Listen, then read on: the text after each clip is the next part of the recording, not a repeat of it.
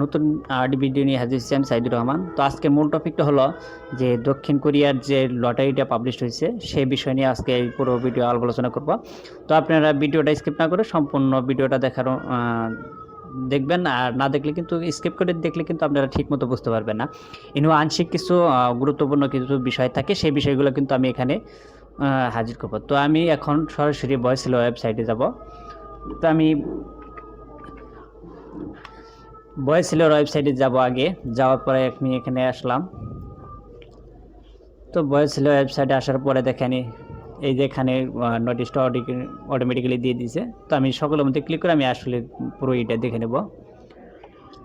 তো আসার পরে একটু লোড নিচ্ছে, মানে নেট একটু ডাউন, সেজন্য দেখেন এটা আমি ডাউনলোড করে নেব আগে। তো আমি ডাউনলোড করে নিই। দেখেন এখানে Bangladesh overseas employment and services limited BOESL, এটা যেখান থেকে দেখবেন এটা আপনার 15 তারিখে কিন্তু আপনার ওনারা পাবলিশ করছে, কিন্তু এটা কিন্তু পুরোপুরি আপনার 20 তারিখ থেকে কিন্তু আপনি নিবন্ধন করতে পারেন অনলাইনে, সম্পূর্ণ 20 তারিখ। আর যারা ভাষাগত দিক আছেন কিংবা ভাষাগত দিক ছাড়া, কিন্তু যারা ভাষাগত দিক আছেন তাদের অগ্রাধিকার কিন্তু আসলে অ্যাকচুয়ালি বেশি দিয়ে থাকে। তো এবার মোট সংখ্যা আপনার 30,652 জনের মতো আপনার ওনারা লোক নিবে। আর দেখেন আমি স্টেপ বাই স্টেপ আমি দেখাচ্ছি আপনাদের। সংশ্লিষ্ট সকলদের জ্ঞাতার্থে জানানো যাচ্ছে যে কোরিয়ান গণতন্ত্র এর শ্রম কর্মসংস্থান মন্ত্রণালয়ের এক গণপ্রজাতন্ত্রী বাংলাদেশ সরকার প্রবাসী কল্যাণের ও বৈদেশিক মুদ্রা কর্মসংস্থান মন্ত্রণালয় এর মাধ্যমে স্বাক্ষরিত সমঝোতা চুক্তির ভিত্তিতে এমপ্লয়মেন্ট পারমিট সিস্টেম বা ইপিএস এর কর্মসূচি বাস্তবায়ন করা হবে। তো এত কিছু আমরা না পড়ে স্ক্রল ডাউন করে একটু নিচে চলে আসি। নিবন্ধনের ধাপ দেখেন কি আছে। এইচআরডি কোরিয়ান চাহিদার মোতাবেক মোট 43,052 জন জনাতন প্রার্থী নিম্ন 2 ধাপে কোরিয়ান ভাষায় পরীক্ষায় অংশগ্রহণ করার সুযোগ পাবেন।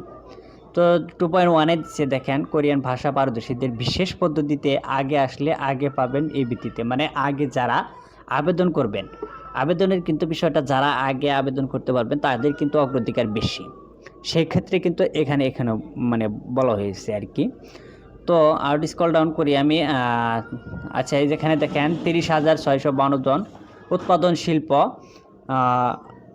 17,466 জন মৎস্য শিল্প, মানে ওনারা যে 43,052 জন যে ভাগ করছে সেই কিন্তু পরিপ্রেক্ষিতে কিন্তু এটা ওনারা এই কাজগুলা নির্ধারণ করছে। তো এখানে মৎস্য আছে 7,650 এবং কনস্ট্রাকশনে আছে 4,268 জন, এবং জাহাজ নির্মাণ কাজে যারা মানে করবেন, অ্যাপ্লিকেশন করবেন, সেক্ষেত্রে আপনি 1,164 জন প্রার্থী করতে পারবেন। আর লটারি পদ্ধতিতে 14,000 উৎপাদন শিল্পে যারা লটারিতে বিবেচিত হবেন, সেটা কিন্তু আপনি 12,400 জন মানে উৎপাদন শিল্পে কিন্তু তারা ওনারা করছে। আর প্রার্থীরা কোনো ধাপেই আবেদন করতে পারবেন না, মানে প্রার্থীরা কোনো একটি ধাপেও আবেদন করতে পারবেন না। কোনো প্রার্থী 2 ধাপে আবেদন করলে তা নিবন্ধন বাতিল বলে গণ্য হবে। মানে 2টি ধাপে কিন্তু যদি কোনো ব্যক্তি আবেদন করে সেক্ষেত্রে কিন্তু তার আবেদনটা বাতিল করবে। এটা কিন্তু ভয়েসিলো আপনার করে দিয়েছে। তো আর এখানে মূল বিষয়টা আপনারা আবেদন করার আগে মূল বিষয়গুলো জেনে নেবেন। দেখেন এখানে দেওয়া হচ্ছে অংশগ্রহণের যোগ্যতা, মানে কি বিষয় থাকলে আপনি অংশগ্রহণ করতে পারবেন, আর কি বিষয়ের জন্য আপনার আবেদনটা ডিসকোয়ালিফাই হবে, সেই বিষয় নিয়ে কিন্তু এখানে পুরোপুরি নির্দেশনা দিয়েছে। তো দেখেন কোরিয়ান ভাষা পড়া, লেখা ও বোঝার পারদর্শিতা থাকতে হবে, 1 নাম্বার কিন্তু পয়েন্ট। এটা যদি থাকেন আপনার অগ্রাধিকার অবশ্যই বেশি দিবে তারা।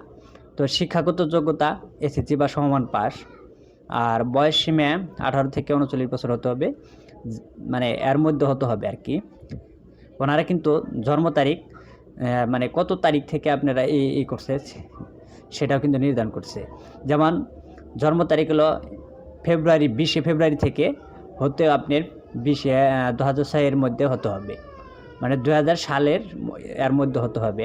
আর পাসপোর্টের মেয়াদ 20 ফেব্রুয়ারি থেকে 2024 সাল পর্যন্ত হালনাগাদ থাকা সাপেক্ষে, মানে 20 ফেব্রুয়ারি, মানে এখন যারা 20 ফেব্রুয়ারি বলতে আপনার এখানে বোঝাইছে আপনার যে আবেদনের যে প্রসেস প্রক্রিয়াটা কাজ করবেন, সেক্ষেত্রে কিন্তু আপনার পাসপোর্টের মেয়াদ 20 ফেব্রুয়ারি পর্যন্ত থাকতে হবে। আর যদি না থাকে সেক্ষেত্রে কিন্তু আপনার আবেদন গ্রহণযোগ্য না। যে আপনার আছে এক্সপায়ার্ড হয়ে যাবে, যে আপনি মানে 19 তারিখে আপনার পাসপোর্টটা এক্সপায়ার্ড হয়ে গেছে 2024 সালের, সেক্ষেত্রে কিন্তু আপনি আবেদন করতে পারবেন না। যে আপনি বলবেন যে নোটিশ আগে দিছে, কিন্তু এখানে কিন্তু তারা কিন্তু উল্লেখ করে দিয়েছে যে 20 ফেব্রুয়ারি পর্যন্ত আপনি পাসপোর্টের মেয়াদ হালনাগাদ থাকতে হবে। আর যদি না থাকে সেক্ষেত্রে আপনি আবেদন করতে পারবেন না। তো এই বিষয়টা আপনাদের ক্লিয়ার করে দিলাম। তো পাসপোর্ট ও জাতীয় পরিচয়পত্রের তথ্যের সঙ্গে নাম ও জন্ম তারিখ এবং ছবির মিল থাকতে হবে। এটা সহজ কিছু না। এটা যারা এখনও ভোটার আইডি কার্ড কিংবা সার্টিফিকেট, তারপর আপনার পাসপোর্ট, এটির সাথে সবগুলো কিন্তু সামঞ্জস্য থাকতে হবে। আর সামঞ্জস্য যদি না থাকে সেক্ষেত্রে কিন্তু আপনার আবেদনটা কিন্তু তাদের গ্রহণযোগ্য হবে না। ঠিক আছে? তো 3D dirty, difficult and dangerous কাজের আগ্রহ থাকতে হবে। তো উৎপাদন শিল্প, জাহাজ নির্মাণ, কনস্ট্রাকশন এবং মৎস্য খাতে প্রশিক্ষণ সহ বাস্তব অভিজ্ঞতা থাকতে হবে। এইগুলো কিন্তু আমি আগেই উপরেতে আমি দেখিয়ে দিয়েছি, এবং কি সেগুলোও কিন্তু আমি বলে দিয়েছি। দেখেন, কালার ব্লাইন্ডনেস বা রং বোঝার সক্ষমতা সমস্যামুক্ত হতে হবে। পোশাক পরিচ্ছদ, আচার আচরণ ও কথোপকথনে মার্জিত থাকতে হবে। মানে আমি সাবলীল ভাষায়, নর্মাল মার্জিত ভাষায় আপনাকে এই কথা বলতে হবে, এবং পোশাকের পোশাক পরিচ্ছদ আপনার মানে একটু স্মার্টনেস জানি থাকে, সে বিষয়টা কিন্তু এখানে ওনারা বলে দিয়েছেন। তারপরে মাদকাসক্ত সিভিলিয়ান শনাক্ত ব্যক্তিদের অযোগ্য বলে করতে হবে। তার মানে তারা একটা টেস্ট করবে, মানে আপনারা যদি টিকেন সেক্ষেত্রে যদি আপনারা তার টেস্ট করে যে আপনি মাদকাসক্ত কিনা, সিভিলিয়ান শনাক্ত মানে ব্যক্তি কিনা, সেই ক্ষেত্রে কিন্তু আপনারা কিন্তু পুরোটাই অযোগ্য বলে গণ্য হবে। আর ফৌজদারি অপরাধের জেল বা অন্য কোনো শাস্তিপ্রাপ্ত ব্যক্তিরা অযোগ্য বলে বিবেচিত হবে। যদি আপনার নামে কোনো প্রকার মামলা থাকে সেক্ষেত্রে কিন্তু আপনি আবেদন কিন্তু অগ্রহণযোগ্য হবে, মানে অযোগ্য বলে বিবেচিত হবে। যদি কারো নামে যদি আপনি পাসপোর্ট করছেন, আবেদন করছেন, আপনি এই বিষয়টা না জেনেই আপনি আবেদন করে ফেলছেন, সেক্ষেত্রে কিন্তু আপনি এই বিষয়টির জন্য কিন্তু তারা কিন্তু তাদের কাছে পাসপোর্ট আছে, পাসপোর্ট থাকার কারণে কিন্তু তারা কিন্তু ভেরিফিকেশন করতে পারবে। সেই ক্ষেত্রে কিন্তু আপনি অগ্রহণযোগ্য হবে আপনার এটা আবেদনটা, তারা কিন্তু বাতিল করবে। ঠিক আছে? এই বিষয়টা আপনাদের ক্লিয়ার করে দিলাম। আর দক্ষিণ কোরিয়ার অবৈধভাবে অবস্থানকারীগণ অযোগ্য বলে বিবেচিত হবে। যারা দক্ষিণ কোরিয়ায় অবৈধভাবে আছেন তারা যদি আবেদন করেন, তাদের আবেদন কিন্তু গ্রহণযোগ্য হবে না। দেশ ও ত্যাগের নিষেধাজ্ঞা আছে এমন ব্যক্তি অযোগ্য বলে বিবেচিত হবে। এখানে দেখেন 9 বা 10 ভিসায় কোরিয়াতে 5 বছরের বেশি অবস্থানকারী অযোগ্য বলে বিবেচিত হবেন। তো আপনার আর একটা বিষয় একটু আমি স্ক্রল ডাউন করছি, কোরিয়ান ভাষা পারদর্শীদের অংশগ্রহণ প্রার্থীদের বিবরণ। যারা সিবি ইউটিউবি 2022-23 কাঙ্ক্ষিত নম্বর পেয়ে চূড়ান্ত পর্যায়ে নির্বাচিত হতে পারেননি, যারা টিডিসি সহ সরকারি এবং বেসরকারি শিক্ষা প্রশিক্ষণ কেন্দ্র কোরিয়ান ভাষায় প্রশিক্ষণ গ্রহণ করেছেন, ক্ষেত্র বিশেষ যারা নিজ উদ্যোগে কোরিয়ান ভাষার দক্ষতা অর্জন করেছেন। আর এখানে কি করছে, কোরিয়ান ভাষার পারদর্শিতার বিবরণ কিন্তু এনারা কিন্তু এইটাও কিন্তু বিবেচনা করবে যে আপনারা যে সরকারি ট্রেনিং দ্বারা কোনখান থেকে সার্টিফিকেট অর্জন করছেন প্রশিক্ষণ কেন্দ্র থেকে, সেই বিষয়টা কিন্তু আপনাদের এটা কিন্তু চাবে পরবর্তীতে।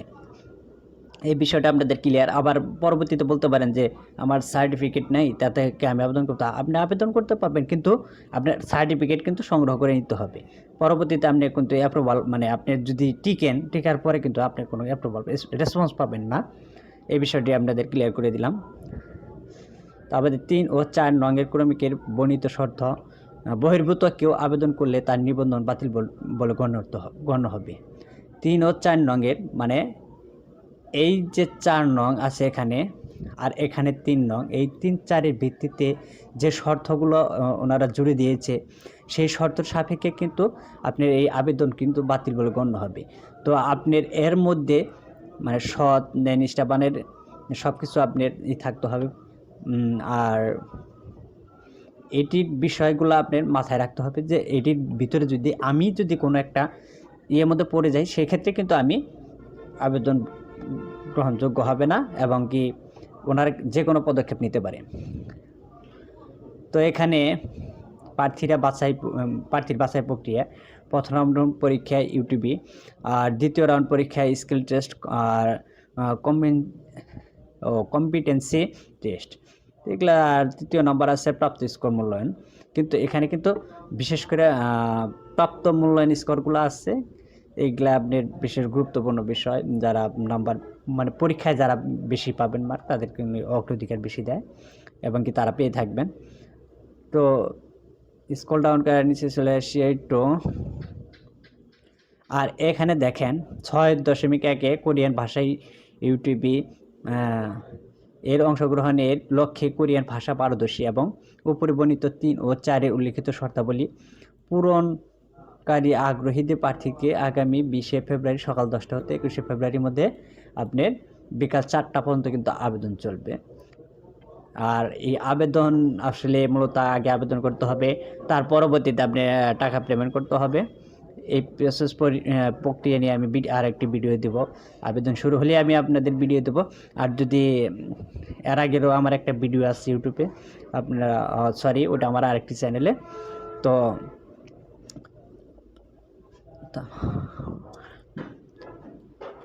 আর এখনও যারা আমার চ্যানেলটি সাবস্ক্রাইব করেন নাই, অবশ্যই চ্যানেলটি সাবস্ক্রাইব করে নেবেন আর পাশে থাকা বেল আইকনটা অন করে দেখবেন, যাতে নতুন নতুন ভিডিও পাবলিশ হওয়ার সাথে সাথে আপনারা পেয়ে যান। তো আর ভয়েস সেলের ভয়েস সেলের যে ফেসবুক গ্রুপ আছে, সেই গ্রুপে কিন্তু এটা নোটিশটা দিয়েছে।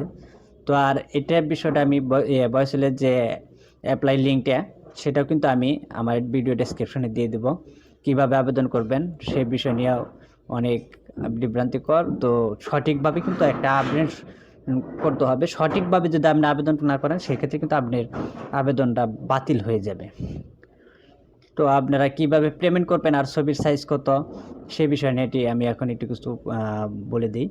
মূলত আপনার সঠিক ছবির সাইজ হলো 270x350 কেবি, আর এটা থাকতে হবে আপনার 60 কেবি নিচে, মানে পাসপোর্টের ছবি 14 কেবি, আপনার 14 কেবি রাখতে হবে ছবিটা, মানে 270x350, মানে। আর রেজুলেশন দেবেন আপনারা 300, এর মধ্যে আপনারা ছবিটা রাখবেন। আর পাসপোর্টের সাইজ দিতে হবে, পাসপোর্টের যে আপনার যে প্রথম যে সাইজটা আছে, মানে আপনার ছবির যে আকৃতিটা আছে, ওই ছবির আকৃতির আপনার ভিডিও স্ক্যানিং করতে হবে একবারে স্মুথলিভাবে এবং সুন্দর ফ্রেশভাবে স্ক্যানিং করে আপনি কিন্তু অনলাইনে আপলোড দিতে হবে। আর ওটার সাইজ দেবেন আপনার 600 pixel into 400 pixel, 600 pixel into 400 pixel, আর রেজুলেশন দেবেন 300।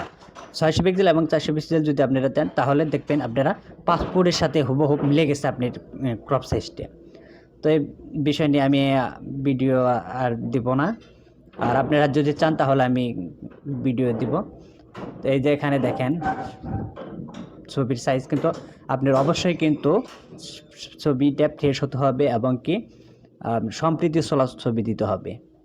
আর পাসপোর্টটা এমনভাবে স্ক্যানিং করবেন যে কোনো প্রকার জানি ঘোলাটে এতটা মানে অপরিষ্কার না দেখায়, সে বিষয়টা আপনারা লক্ষ্য করবেন। আর ছবির সাইজে ব্যাকগ্রাউন্ড কিন্তু আপনার হোয়াইট দিতে হবে। আপনি যদি কোন যে না কালার দিলাম, পিছনে নীল ব্যাকগ্রাউন্ড দিলাম, ব্লু কালার দিলাম, সেক্ষেত্রে কিন্তু গ্রহণযোগ্য হবে না। কারণ এটা বাহিরে মানে ইন্টারন্যাশনাল যে এগুলা করা হয়, সেগুলা কিন্তু আপনার ছবির ব্যাকগ্রাউন্ডগুলো হোয়াইট দেওয়া হয়। তো এই বিষয়টাও আপনাদের আমি ক্লিয়ার করে দিলাম। তো আপনারা ভালো থাকবেন, সুস্থ থাকবেন, এই প্রত্যাশা নিয়ে এখানে ভিডিওটি শেষ করছি। আসসালামু আলাইকুম।